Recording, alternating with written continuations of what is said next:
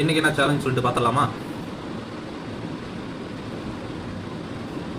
ராம் அவர் தான் வந்து சேலஞ்ச் சொல்லியிருக்காரு.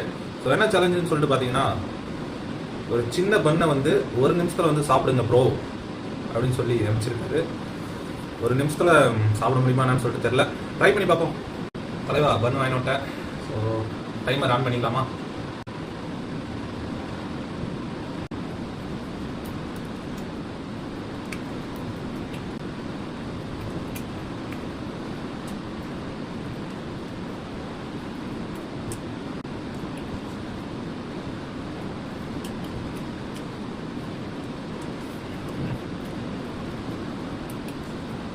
ப்ரோ டைம் ஓவர் ஆயிடுச்சு.